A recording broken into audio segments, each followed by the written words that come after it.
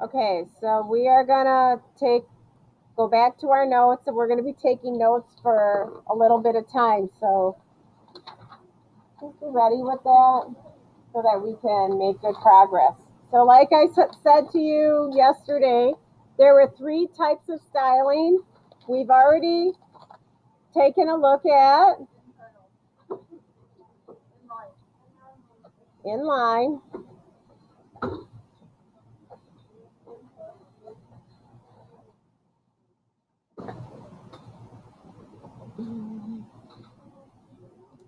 so we've done inline, so we can check this one off. The next one is called internal. So for internal styling, it applies to multiple elements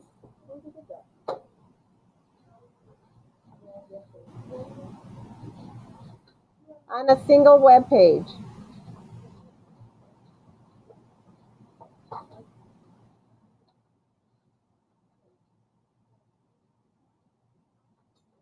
That's supposed to be an arrow. It's not a very good one. So you use two new tag or new tags, style and slash style.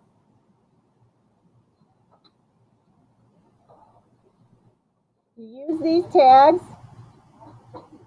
inside of the header area of your web page, inside of head and slash head.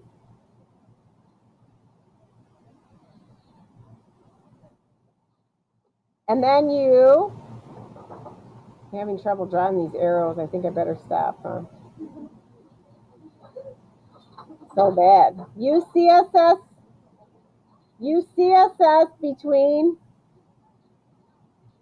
style and slash style.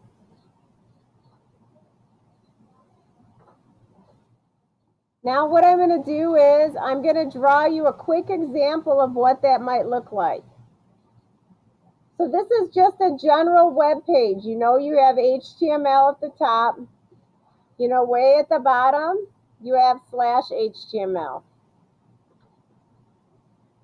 Let's see, where am I at? I know I'm going to have a body tag down here, and I'm just going to put ... slash body. So right now I don't really care what's in there. The new stuff goes in the top section. So between head and slash head, that's where I'm putting my new tag, style. So I'm going to put the style tag, and then I'm going to put the slash style. And I'm hoping, with some luck here, that I'll be able to get two different things in this area, but I'm just going to start with a simple one right now.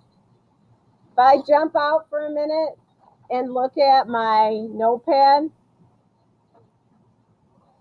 I'll see that in addition to H1, I have a couple H2s. So that is what we're going to style for internal styling right now. I'm going to go back to my camera. So this is going to definitely look different than what we did on the previous page. So in order for us to put in styling, I start with something called a selector. So my selector is going to be, we're going to start easy. We're just going to use one of the HTML elements. So this styling that we're going to do is going to apply to all H2s. So we call H2 a selector. We're selecting which element we're going to style. Then we use an open curly bracket. Can everybody please look at their keyboard? The curly opening and closing brackets are northwest of the enter key. Do you see them? They're above the square brackets. And yes, I call them curly brackets, and that is the name you're supposed to use.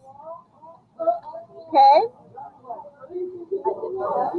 All right, I'm not gonna yell, but I'm not, so you just better be quiet. So I have an open curly bracket. Anytime you have an open curly bracket, you should put a closing curly bracket in as well.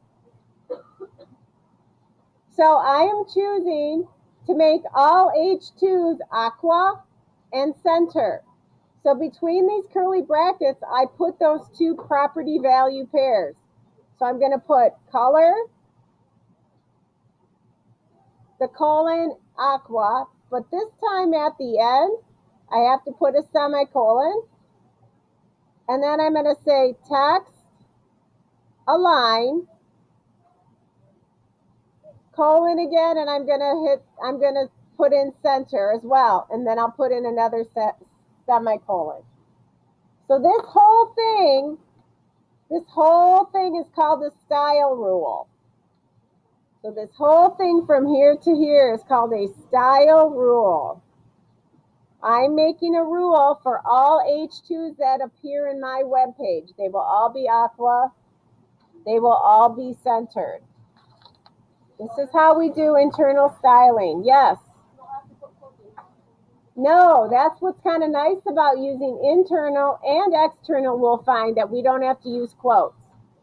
So please go back to your notepad and go up to the top and look. Miss Shaver put nice comment in there, internal styling, so you would know where to type. So I'm going to put the style tag, and then right before slash head, I'm going to put slash style. And then inside of here, I'm going to start my style rule with the H2 selector. I'm going to put an opening curly bracket, and I'm going to go down a couple white lines, and a closing curly bracket. Then I'm going to start typing my property value pairs. So I'm going to have color, color, colon, aqua, semicolon at the end, and then text dash align, colon, center. Then I'm going to hit the quote. I'm sorry, the semicolon. So I'm going to save that, and then you will see that. Now, why did it do that? How many H2s do I have in my web page? 2. So that's styling. When you do this kind of styling, when your selector is an element, a tag, it'll apply to all H2s.